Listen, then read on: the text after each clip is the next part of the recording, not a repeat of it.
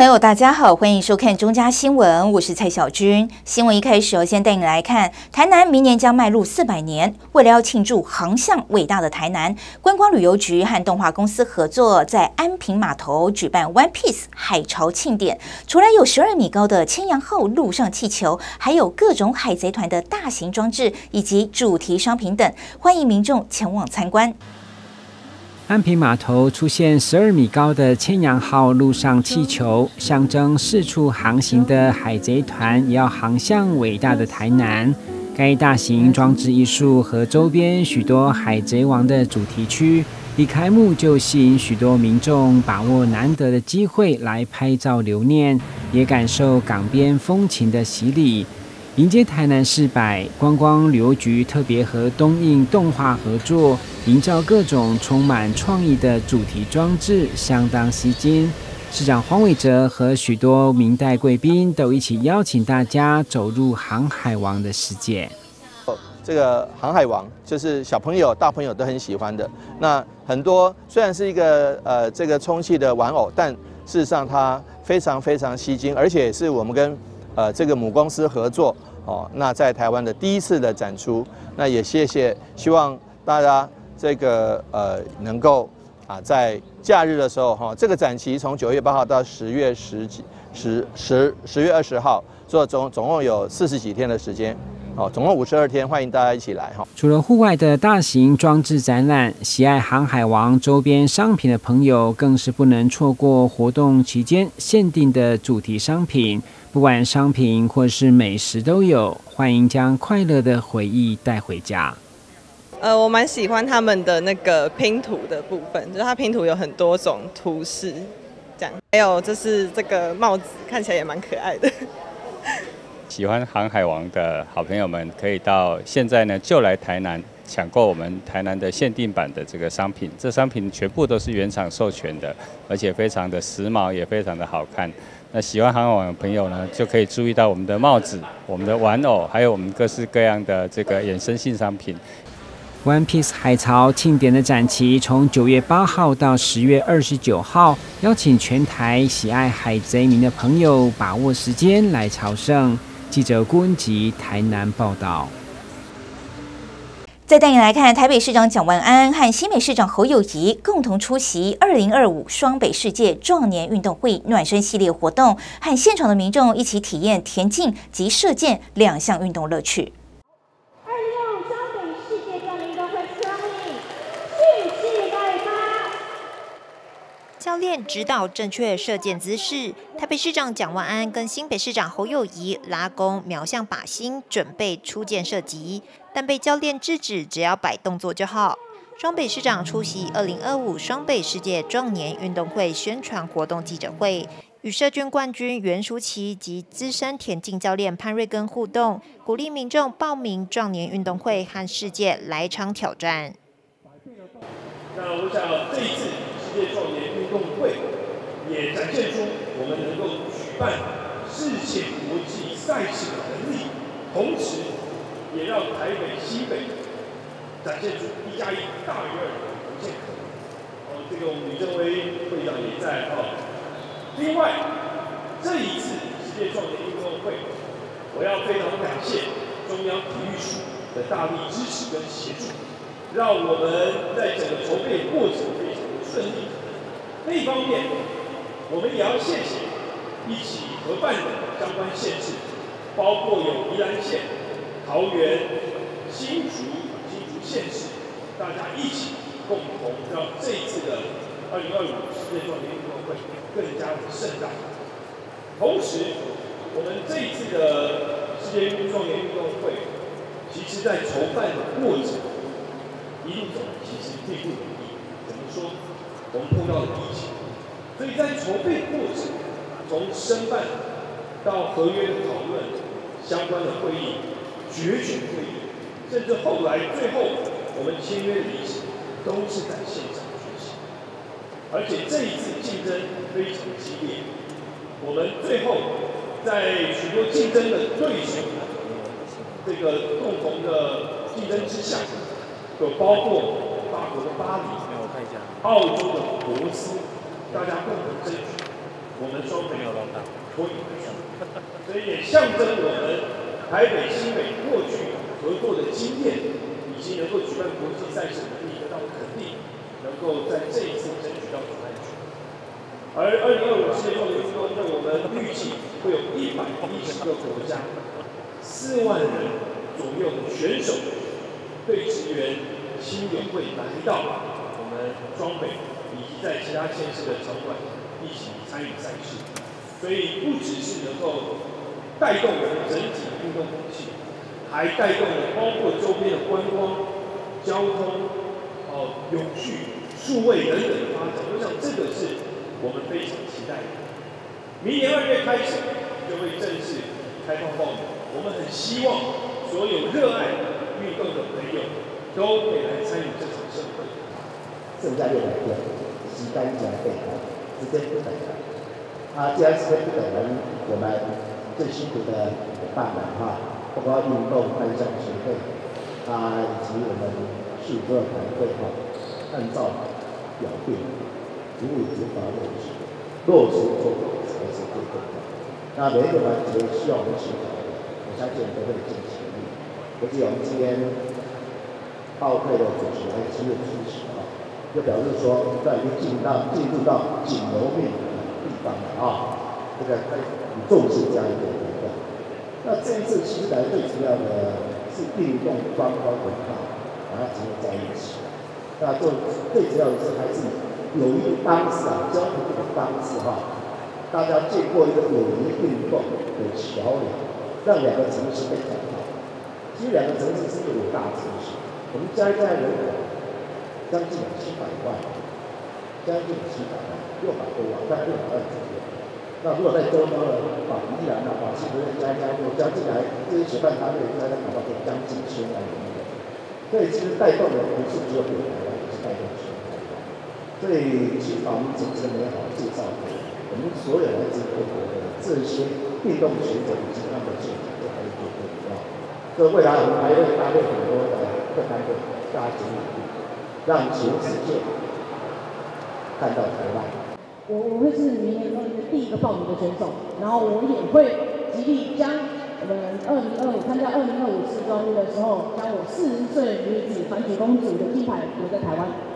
双北世壮运暖身系列活动启动，共有29种运动、104堂训练营课程免费供民众报名。在2024年2月赛会报名开始前，有更多元的运动体验。那2025世壮运也即将在后年2025的5月份在台湾盛大的举行。我想这个赛会是继2017世大运之后在台湾举办最盛大的。正如刚刚蒋市长讲的，大概预估会有4万名选手，加上眷属可能加总起来，可能都将近超过10万人所以也要办理35个运动种类。那我想在这个地方，我希望也期待我们这个赛会能够达到全民所期待的3个目标。第一个，当然要让世界看见台湾，透过这个赛会，让全球各地知道台湾。第二个，我们希望除了运动竞技之外，我们能够达到我们的运动观光旅游，将台湾的美好这个人文风情，让这些选手来到台湾之后，能够享受我们的美食，观赏我们的美景第三个，我们这几年来一直在我们台湾。除了在竞技运动的提升，让我们的选手站在国际舞台上，接着就是要让我们国民能够透过运动，达到运动99、健康99的目的。所以，我想这个赛会能够达成我们预期的这个3大目标。今天代表教育部体育署在这个地方特别表达，体育署绝对会尽全力来协助支援这个赛会我一直有一个梦想，能够让体育跟运动能够成为国人生活中重要的一部分。如果我们的所有的社会大众的国人都关心体育，都亲自能够投入在运动里面，我想我们的社会一定更健康。壮年运动会就是名副其实，完全符合这一个理念，所以壮年运动会太好了。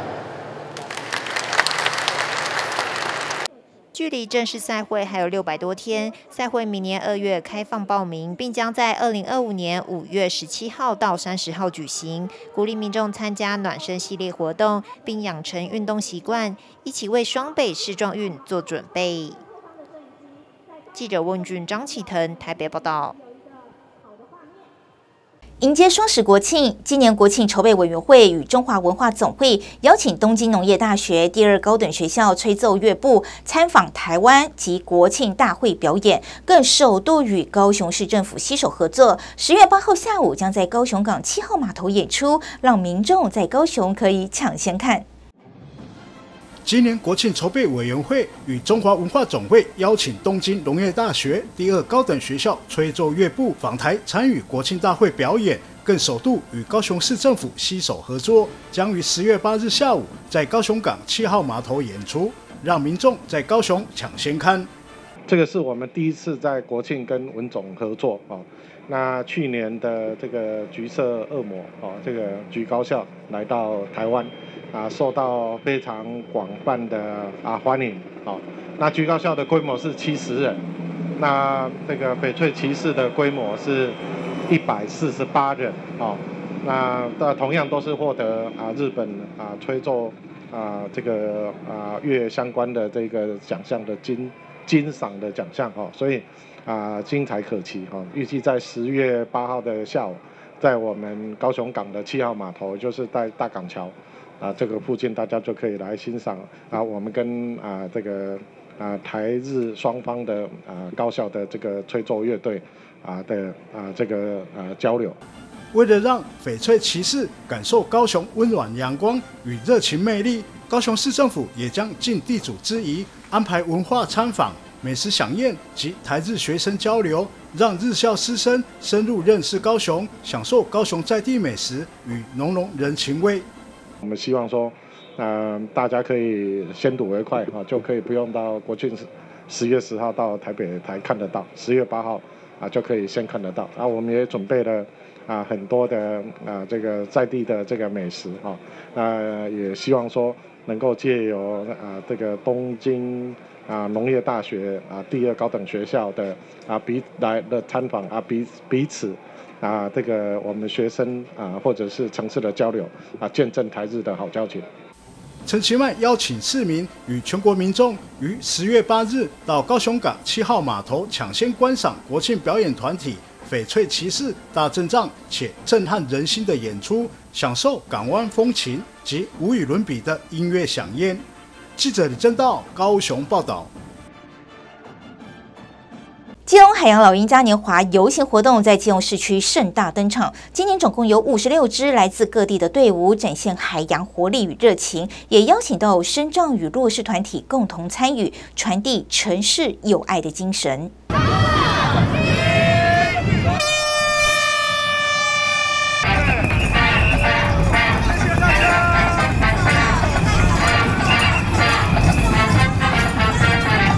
首先呢，我又感觉，整个真的是有那个南洋风，我就觉得非常开心，然后就是觉得整个很兴奋。我们今天坐的车子就是海豚车，就是我们的海豚是一个有怀孕的海豚，我们坐在那个怀孕的海豚里面，然后它的嘴巴里面还有一个小海豚，然后这次的就是象征我们的那个培育跟生长这样子，就觉得非常有意义这样。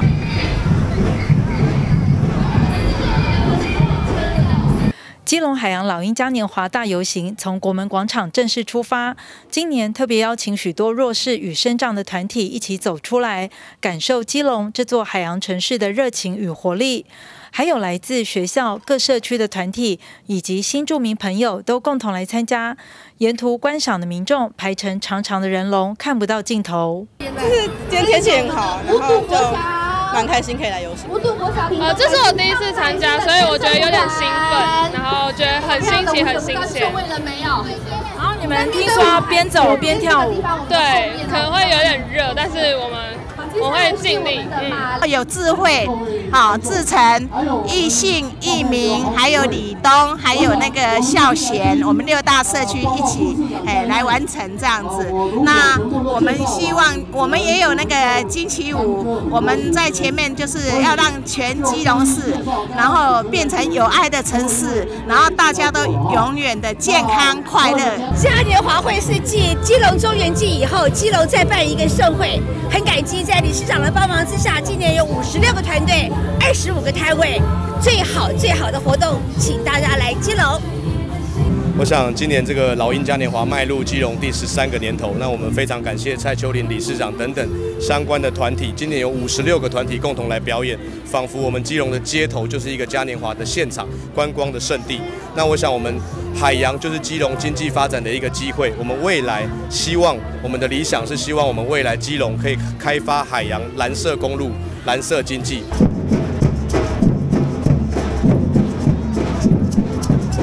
由大壮观愿景发展协会所发起的基隆海洋老鹰嘉年华活动已经迈入第13年。除了展现出基隆的海洋特色与活力热情之外，今年携手各公益与弱势单位一起来加入，来传递基隆是个温暖有爱的城市。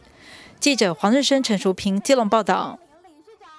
全台举办最久也不断创新的台南购物节，9月15号登场。市长黄伟哲首波端出了100万名车、iPhone 手机等多样好礼，提供给今年在台南消费满100元以上的民众来抽奖。台南购物节已经迈入第13年，今年也是跨越台南市百庆典的软生活动，许多商圈代表都出席宣传记者会，包括老牌子和创新的店家，将搭配各种优惠促销一起拼经济，也要让来自全国游客感受台南满满的人情味。会中 OA Studio 以舞蹈教大家如何参加购物节，如何登录发票，创意十足。市长黄伟哲出席，一一推荐商圈的特色和伴手礼，邀请大家踊跃来台南消费，就有机会抽中100万汽车等大奖。空中有机票海上有游艇的休闲这个路上有汽车，所以说都很欢迎那所以说这部分欢迎大家一起来。台南购物节的品牌已经打响了，所以说从2020年开始，我们的购物节越来越优化，消费金额越来越多，也直接间接带动了许多民众消费的热潮。今年台南购物节较不同的是，过去是单笔消费满额才可以抽奖，不过今年顺应民意，只要累计消费100元就可以参加，而且无论发票或者是收据，小额都有中奖机会。所以我们更期待今年可以把好的一个经济再创佳绩带到每一个最基层的地方，来为我们大台南的民众然后跟包含就是说未来来旅游的民众，大家要记得收据发票都要留好。今年台南购物节从9月15号到明年3月10号，规划超过30场的大小系列活动，除了要抽100万汽车，后续也会公布有豪宅要抽奖，希望再创150万以上的参与人数，带动超过200亿的经济效益。记者顾文吉台南报道。2023年全国优质东方美人茶评鉴比赛颁奖典礼在桃园市纵会议厅举行，来自全台各地的茶农共襄盛举。特等奖是由龙潭的青农廖俊荣获得，传承父母的好手艺，并导入智慧农业，让茶叶的品质更好、更稳定。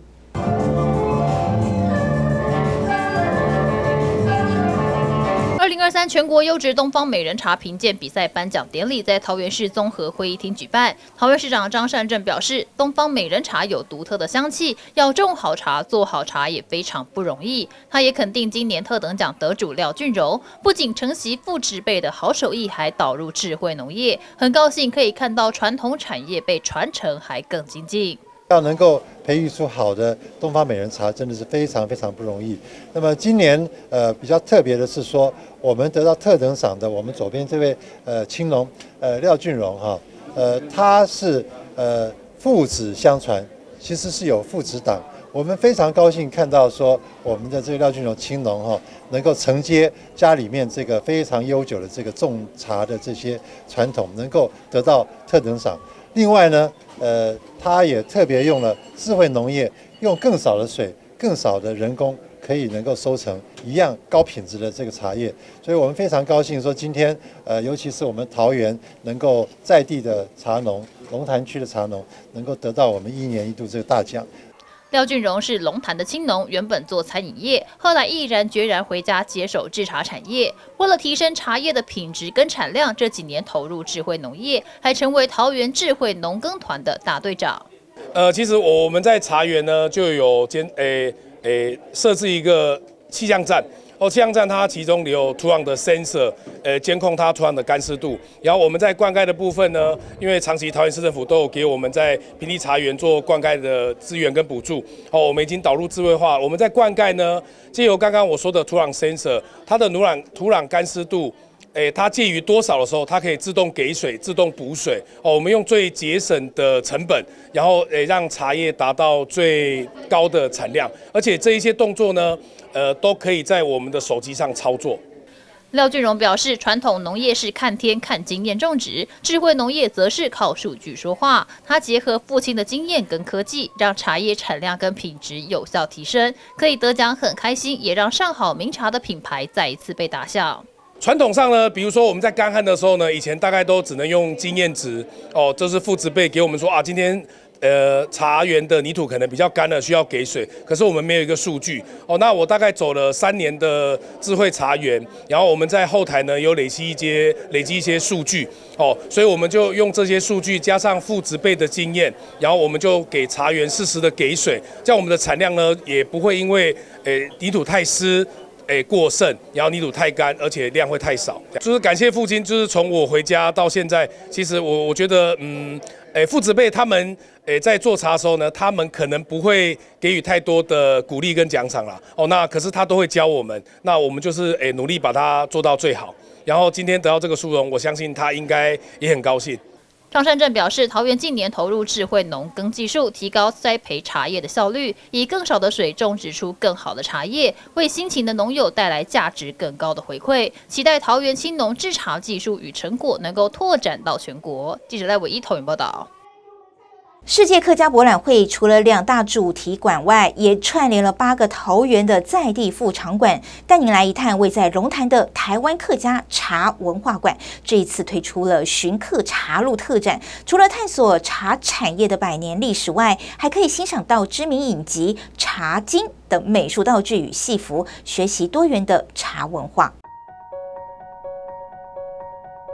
随着巨大的轮盘转动，让参观民众得以了解台湾24节气中8大特色茶的制茶顺序和步骤。配合世界客家博览会，位在龙潭的台湾客家茶文化馆推出了寻客茶路特展，透过分层展览的灯箱，带民众认识台湾茶产业的100年历史发展，并借由声音、文学和影像，看见桃竹苗客家庄的制茶故事，还设置了台茶风味图谱给民众查询。其中特展也重点介绍了客庄独有的东方美人茶，回顾茶叶为台湾带来的茶经岁月。我们这一次的寻客茶路呢，它的主轴是以台湾北部的客家茶叶如何透过国际贸易，还有我们内陆的一个传输，然后送到全世界。我们桃竹苗的客家庄对茶产业是我们非常重要的生产的产业，不仅是让所有的种茶的茶农他们能够有所收入，更重要的是国家也因此得到很多的外汇。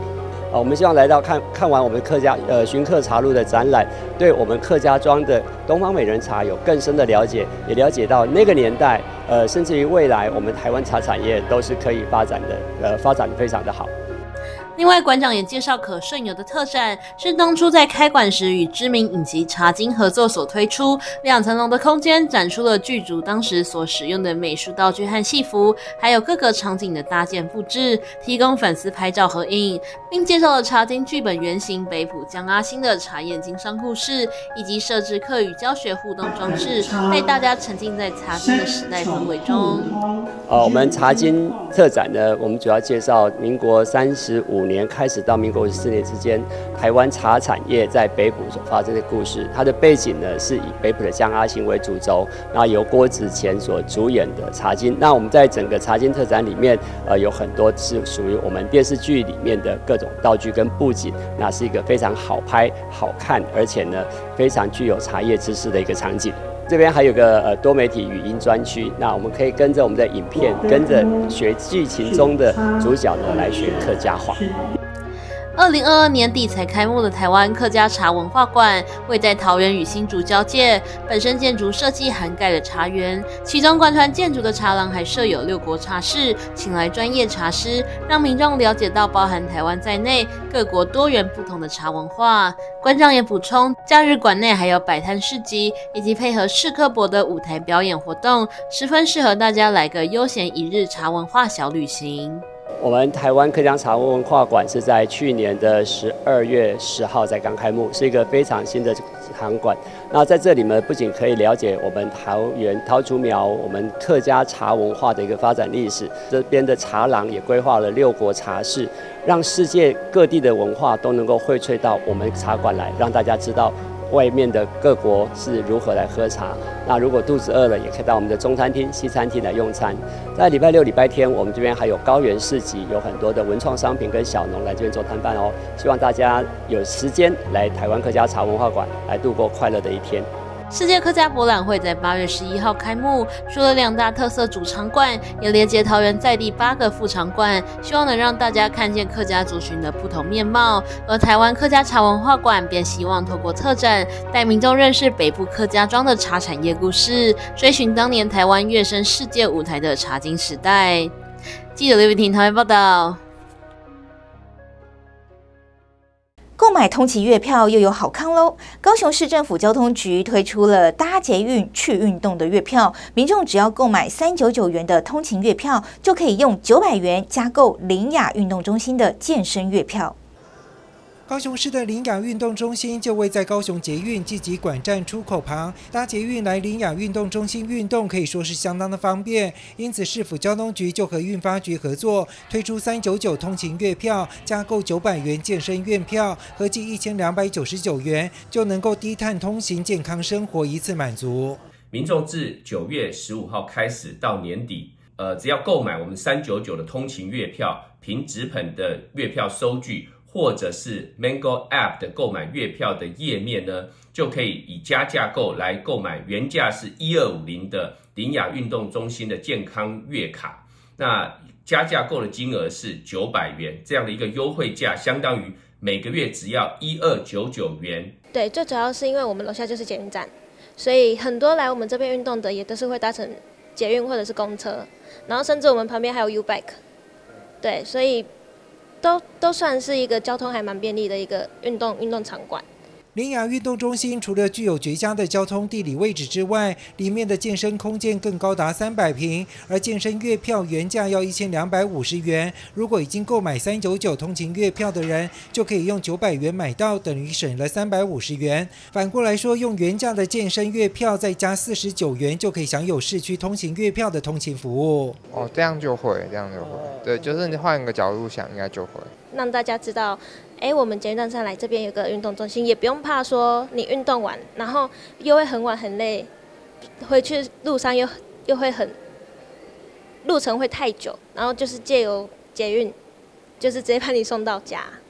步行本来就是我们大家使用公共运输第一里和最后里最重要的交通工具。那通勤族他在下班以后呢，就可以使用公共运输来前往我们运动中心来活动筋骨。那假日呢，也可以利用我们的月票来做旅游。不过，对于偶尔来林雅运动中心健身一次2个小时只要100元的民众来说，就不见得有吸引力。除非1个月来健身9次18个小时以上，同时也有搭捷运、公车等通行需求的人，才会觉得划算。对，都是单次的，然后1个礼拜大概来个2-3次而已，900元对我来说可能有点多，我可能用不到这么多。平常上班是会骑机车啦，但是这边离家也没有很远，所以我想说当运动会骑脚踏车过来。经常搭轻轨跟捷运的不一定喜欢运动，不过你如果2个刚好，2个都喜欢的话，那这样活动当然是很好了。买月票拿着加购我们这900块是很划算的，你甚至要在这边一整天也没有关系。所以呢，使用高雄境内 T-Pass 通勤月票的民众，那你想运动就不必担心或烦恼交通的问题。除了使用捷运外，还可以搭乘市公车50路5福干线抵达。这项优惠方案等于是双向鼓励，让有通勤需求的人多去健身，或者是有在健身的人多搭公共运具，将交通和运动做了创意又另类的结合。记者潘志光、赖昌邦高雄报道。再带你来看112年全国运动会的服装和讲座正式发表喽。这一次服装是以缤纷的色彩展现出活泼与热情，而讲座的设计是由在地艺术家邓连怀老师创作，包含力与美，并增添了台南意象。哇，第一组所看到是以古都红为主色的工作人员服装。睽违16年，台南市再度主办全国运动会，市府团队不仅全力准备竞赛场馆等硬体设施，更在大会的服装上也精心设计。希望透过台南的古都红、人文植、那美食菊等等的这些色彩，那利用我们现在的高科技的方式，这些环保的这些布料，然后做了非常非常凉透的这样子的一个运动服装。讲座的部分邀请到台南在地雕塑家邓连怀设计，当中以黑面琵鹭跟虱目鱼等形貌呈现台南特色，同时透过线条跟纹理融入运动的元素。至于全国运动会的精彩收益是以抽象的元素，还有它的理念是用超越脱俗的理念来展现。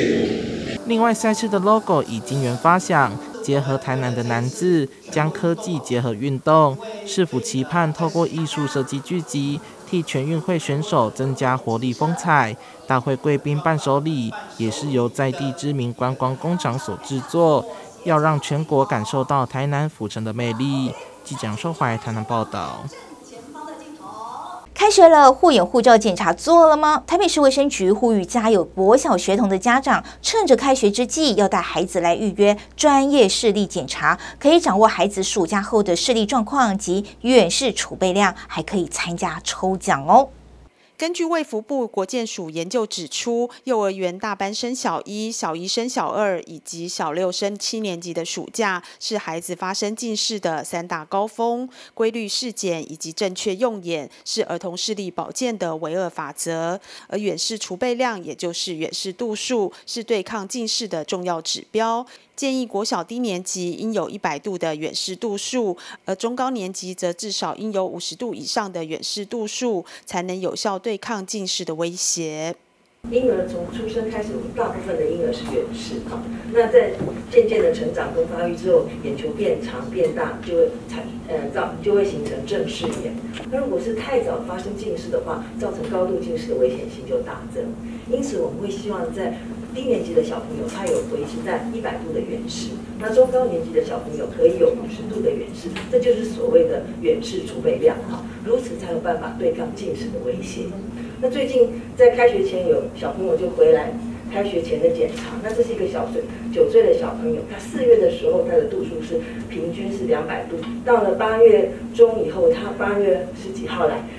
开学前的检查，发现到说他的平均全位当量是250度，所以在这个4个月当中，他就增加了50度。那这样子看起来，平均1年可能会增加150度，因此他到了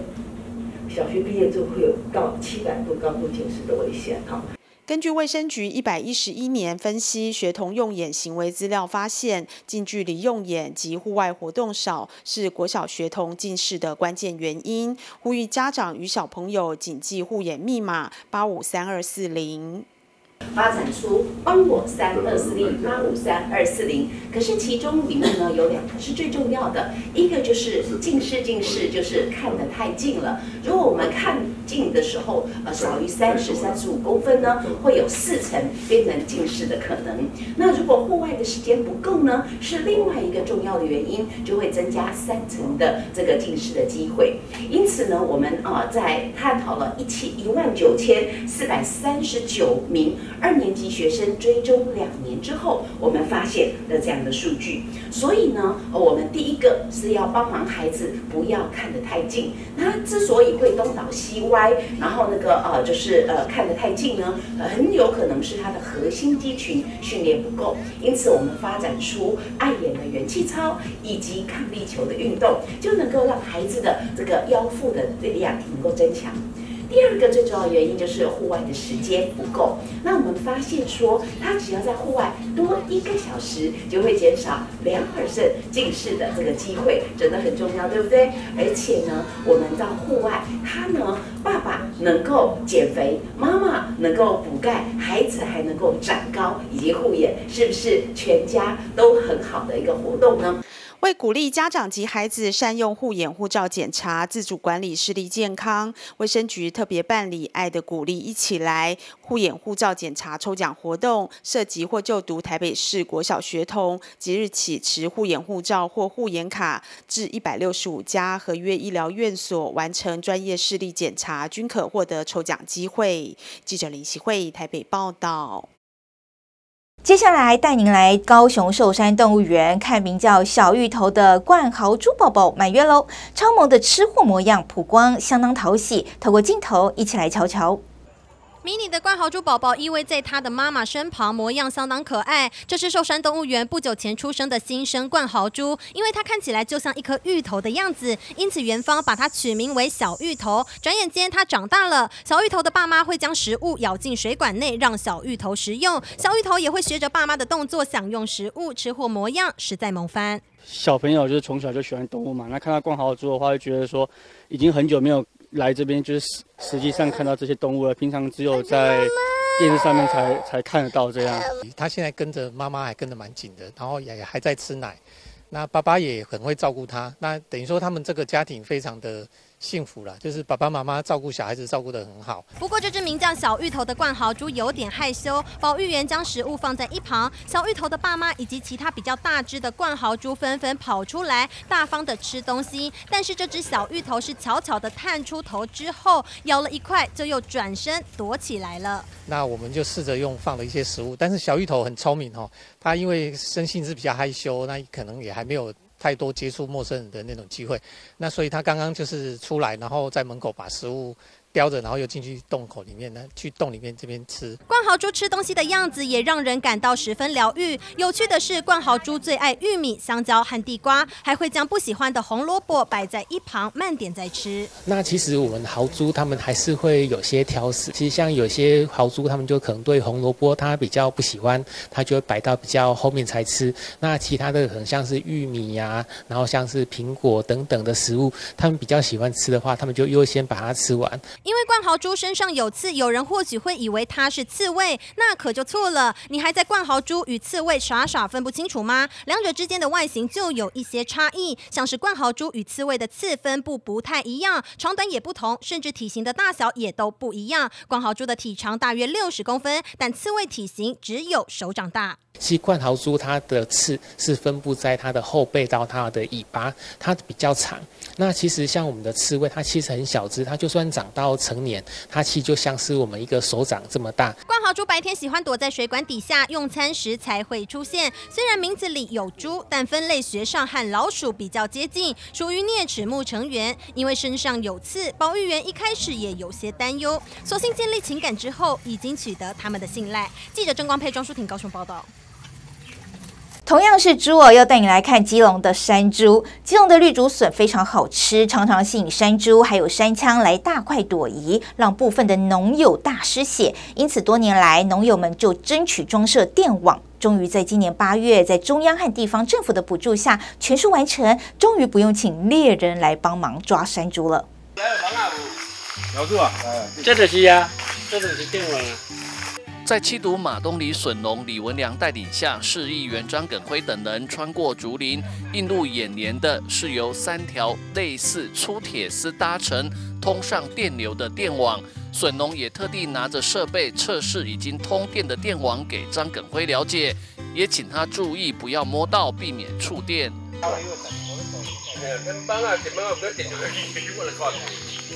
这个不大哦，2.0。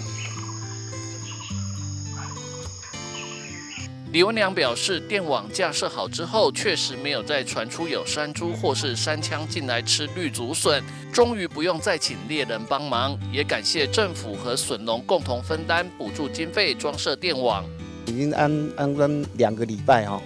按照这2个礼拜我们的观察，山羌跟山猪都没有进来哈，不像以前哦，它每天都会进来，哦都会损害我们的竹笋这2个礼拜我们的观察是目前是都没有，它效果算起来是不错的，目前是我们这一批是第一次我们申请人比较少，所以说政府补助的金额比较高，政府是补助4分之3，我们出4分之1而已，所以说现在看现在的补助对我们来讲是非常划算，不然你一次安装下来像我400米的话要差不多15万，要烧15万，这样的话我们只出了差不多2万多块。身兼基隆市休闲农业协会理事长的市议员张耿辉也表示，如果装上电网，可以有效遏制山猪以及山羌抢食或是破坏农作物，电网的电流也不至于伤到野生动物，那么政府就应该协助农友们装好电网，避免农友和野生动物发生冲突。前里长李文良所叙述的，电网装下去以后，就减少这一些山猪、山羌过来戏虐，那也会减少一些农作物的损害。那我想耿辉在这边呼吁，若是说电网它有装下去已经有基本的嚇阻作用的话，我想在政府中央方面的话，应该多多给我们基隆市的这些，尤其外县市也是一样的农民，多予给补助以免我们农作物的损害。笋农李文良指出，目前他的绿竹笋农地里面先装设大约400公尺长的电网，一段时间后，如果成效不错，再来评估是否继续加装。记者吴俊松基隆报道。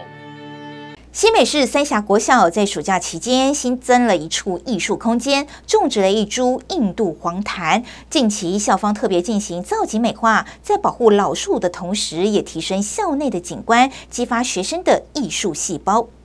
三峡国小校内种植了一株印度黄檀。在暑假期间，校方针对树木周遭环境进行美化工程。三峡国小校长陈佑然表示，这株印度黄檀是校内最高大的一棵树。过去配合校内的工程作业，有一段时间树干本体被填土掩埋，直到近期校方认真考虑开挖，恢复树木原本的生长环境，整个景观工程重塑校园的景色，同时也解决了土堆移除后高低落差带来的安全性问题。当初我们基本上要做这个飞苑之丘之前，其实在整个学校的环境上面，其实我们都有做一些考量。那为什么会先做这个部分？就是因为说，第一个是为了环境的保护，因为这棵树印度黄檀在这个学校里面其实是最高大的一棵树，可是它在过去的修剪上面，还有我们盖新校舍的过程里面，对它有做了一些掩盖。那其实对于一棵老树的生长，并不是一个很合理的现象，所以在那个时候，我们就要考虑说，想要把它挖开，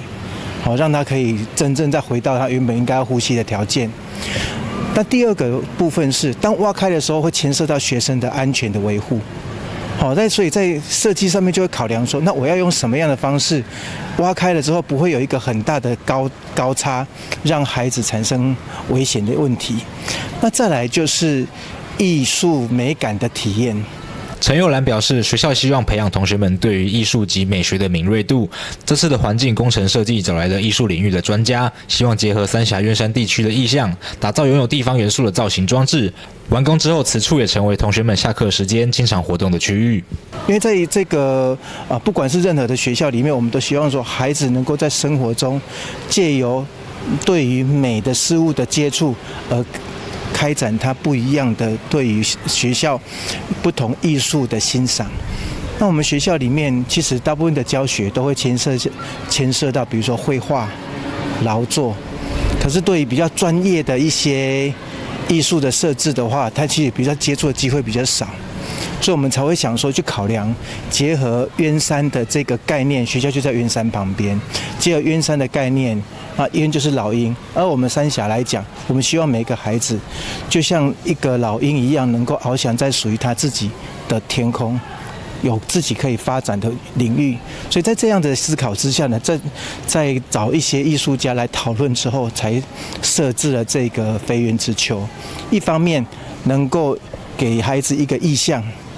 看见我们这边跟鸢山之间的连结，同时在安全的考量之下，孩子又很喜欢来接触这一个地方，所以你们可以利用我们的下课时间来看看。除了游戏区，其实在飞鸢之丘这边也会有很多孩子在这边跑上跑下。校方表示，本次飞鸢之丘的落成，还给了老树正常的生长环境，也将校园的景观进行重塑，教育同学们反思人与自然之间的共存关系，以及强化学校与地方的连结，期盼在这片的土地的滋润之下，同学们能够如飞鸢一般展翅高飞。记者李根基新北采访报道。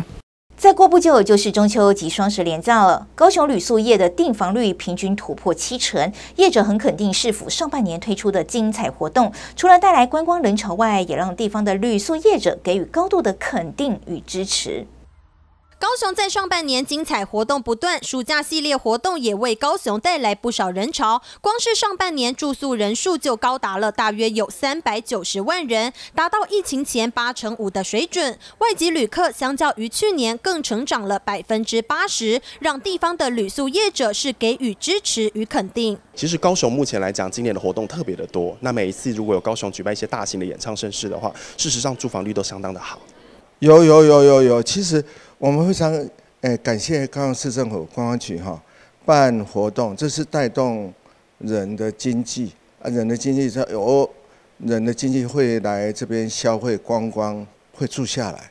这个对我们观光产业都是一大的助力。接下来连续2个连假，高雄订房状况也是相当可观，再加上各式精彩活动即将登场，观光局指出，目前中秋双十连假的订房率已经超过70%，而且可以说是持续的攀升中。随着中秋双十连假即将到来，像是这么漂亮的热门房型以及家庭房，更是早在1个月前就被全部订光。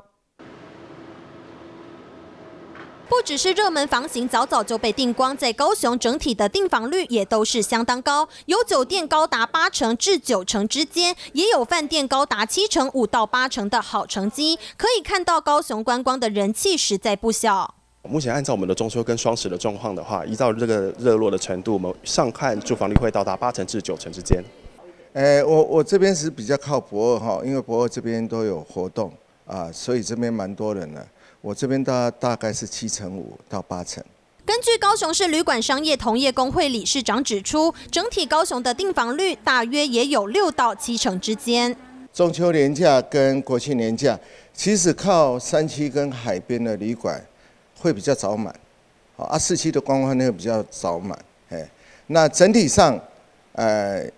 一般的旅馆现在是6到7%之间。高雄的热气球活动也安排在接下来的中秋以及双十连假期间，届时势必会吸引一波观光人潮。记者苏焕君、庄淑婷高雄报道。以上就今天的中嘉新闻，也欢迎您到中嘉新闻的脸书及 YouTube 按赞，就能及时获得最新的在地新闻。非常感谢您的收看，我是蔡小君，祝您一切平安，我们再会。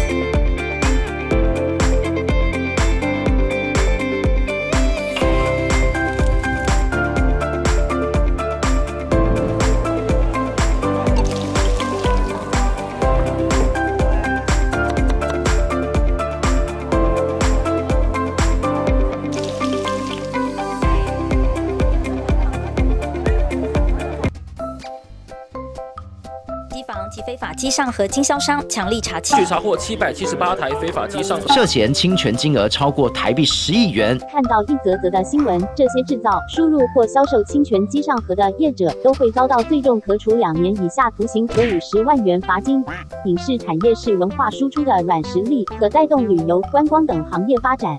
盗版业者行为会让正版业者收益减损，进而减少产出优质节目的能量与资源，直接受到伤害的是文创工作者及消费者。所以，请大家